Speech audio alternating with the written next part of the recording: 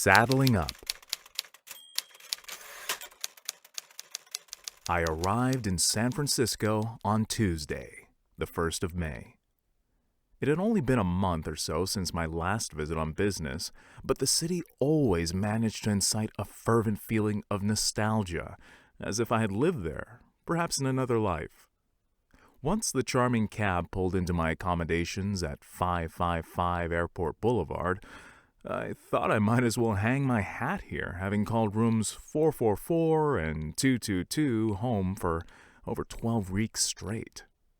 The familiar faces checked me into 141 this time. Nothing numerically quaint, but at least on the ground floor, with a view of my steed. A grin always conquers my composure when I turn that corner to still see my little engine parked there. It was never a discreet job, illegally parking for nearly half a year, for there was always a circle of dirt and leaves like a spotlight around the motorcycle. Last March, the hotel was renovating, and I was surprised to find her alone in the middle of a construction zone, simply surrounded by cones. Every time I visited, even during short layovers, I half expected to find her elsewhere, like at the impound lot. But, true to its name, she has always been a lucky one. Where are my manners? Let me introduce the co-star to which this diary is named after. My motorcycle, my first love, Chance. She's a 2009 Triumph Bonneville T100, a reboot of the 50s-60s British classics named after the famous salt flats in Utah, where it broke countless land speed records. Bonnies, as they're affectionately called, were the iconic wheels of Marlon Brando, Steve McQueen, and James Dean, just to name a few gents. Admittedly, it was a fictional woman who convinced me to join the ranks of the cool and rebellious.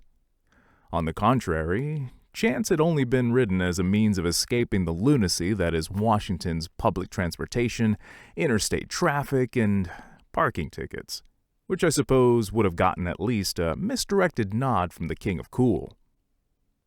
Last summer was my first step towards true adventure on the bike, sharing a humble 1,000 miles with my lady behind me hanging on to dear life down the Oregon coast. How the machine got to San Francisco is credited to an old adventuring buddy and fellow motorcycling enthusiast who jumped on the proposition to take my bike out for a spin.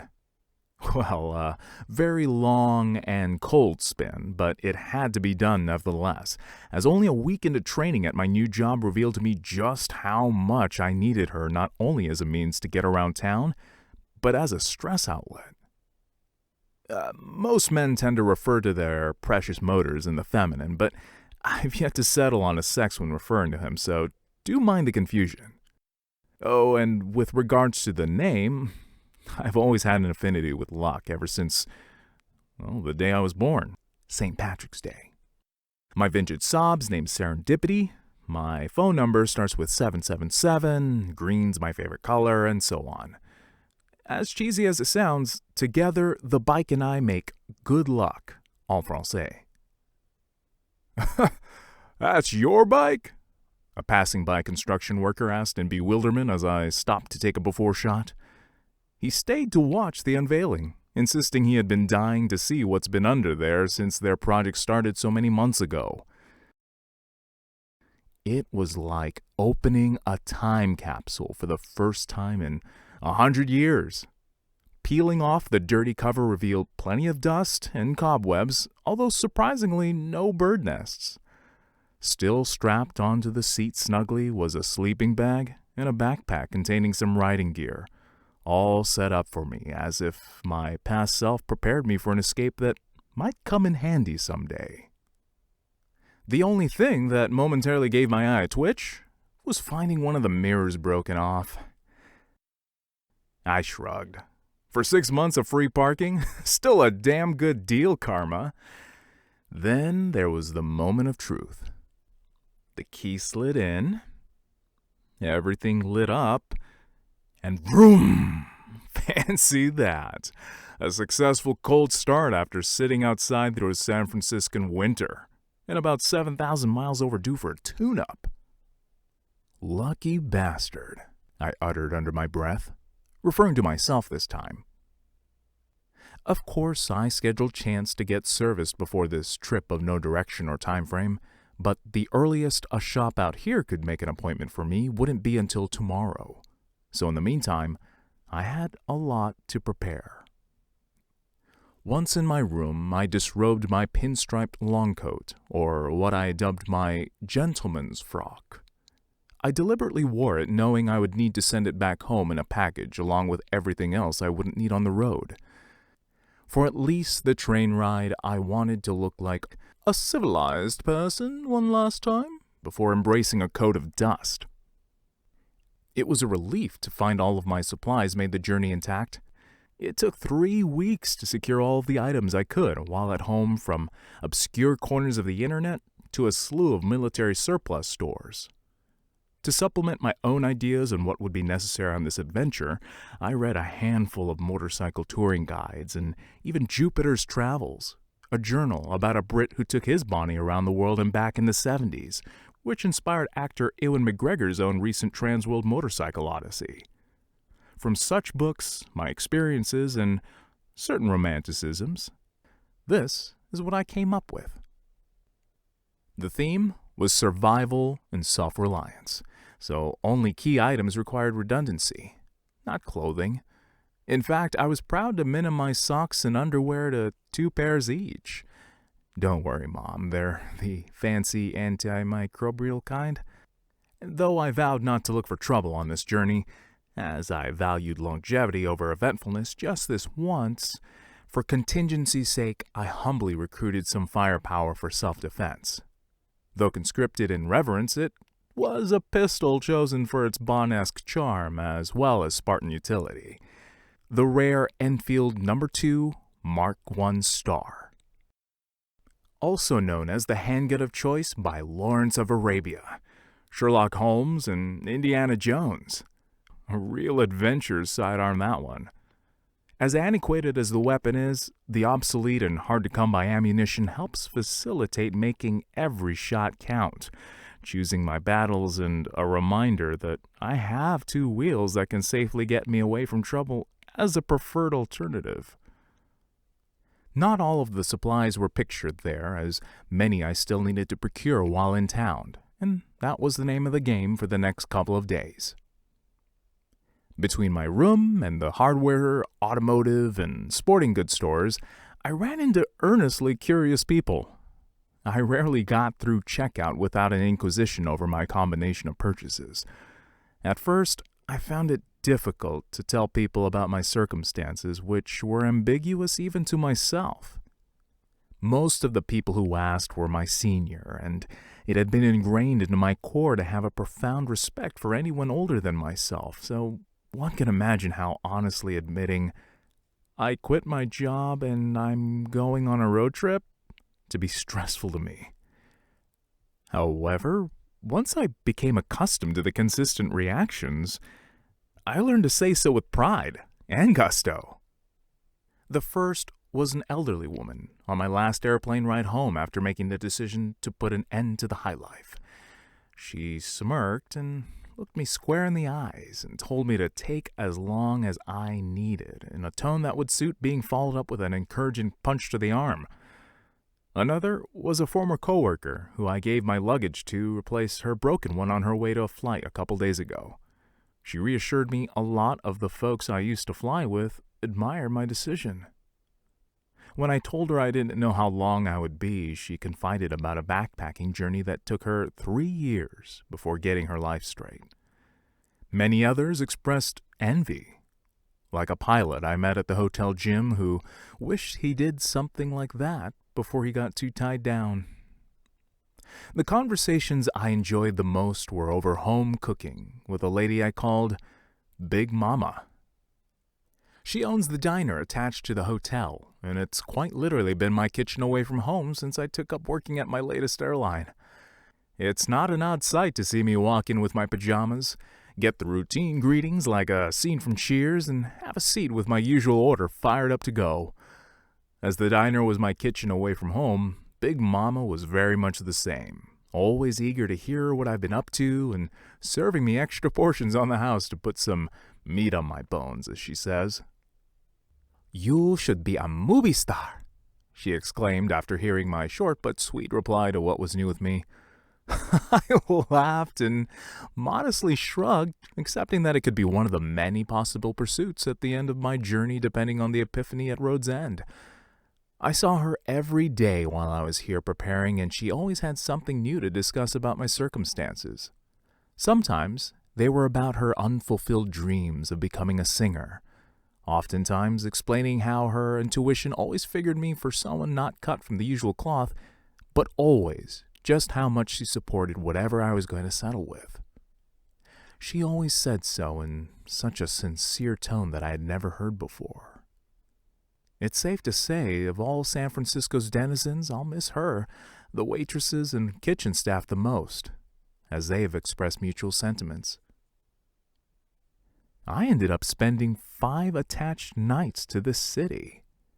The cause was for the obvious sentimentality, but primarily due to just how much prep work I really needed to accomplish before setting off.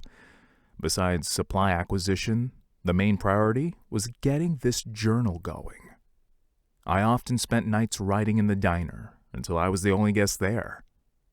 On nice days, I'd sit by the lagoon and imagine what it would have felt like to be Mr. Thoreau writing at Walden's Pond.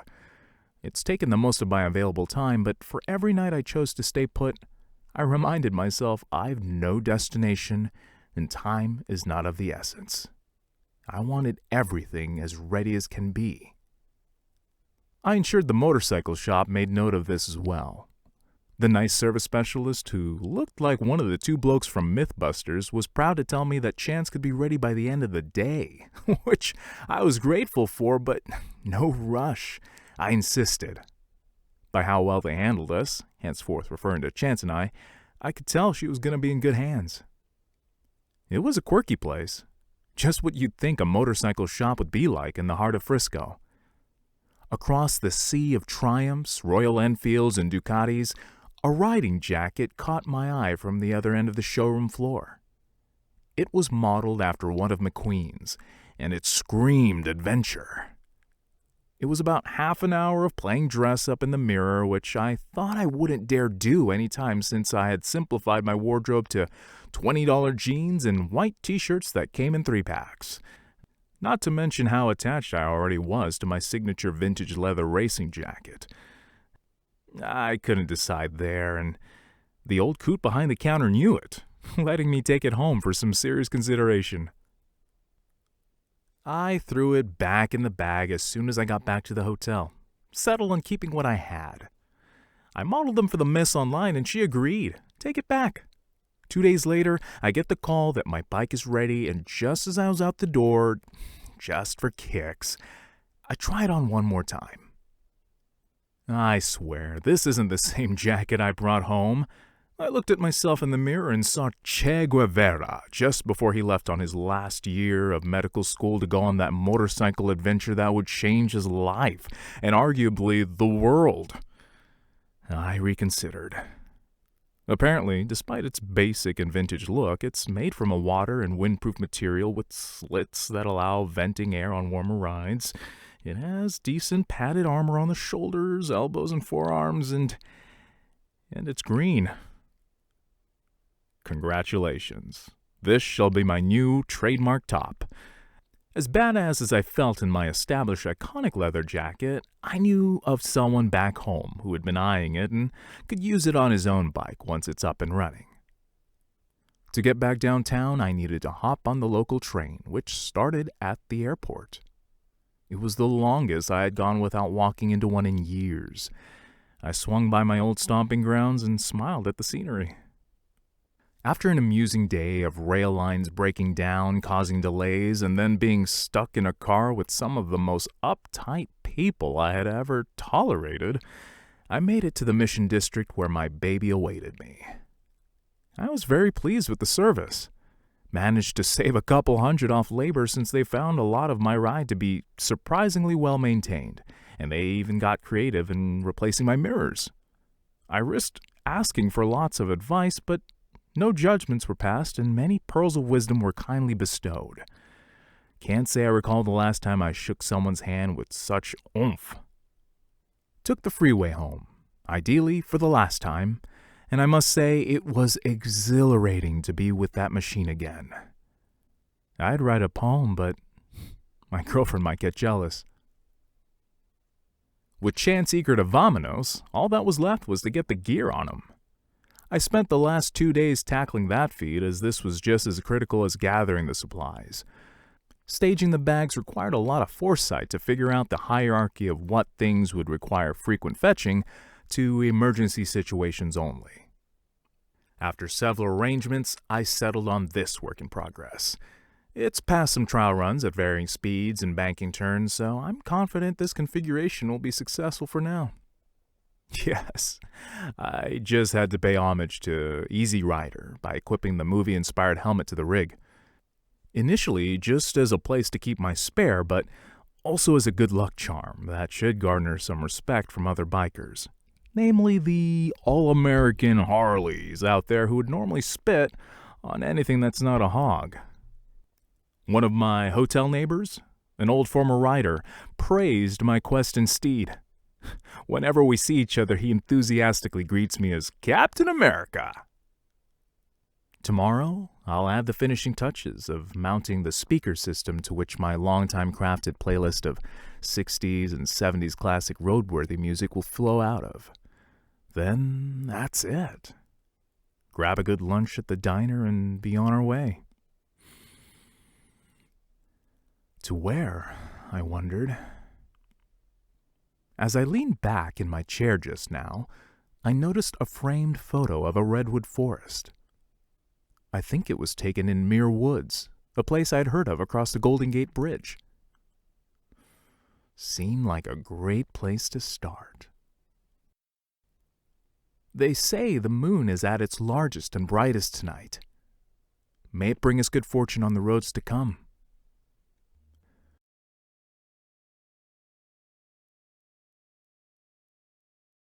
Rest easy, buddy. Big day tomorrow.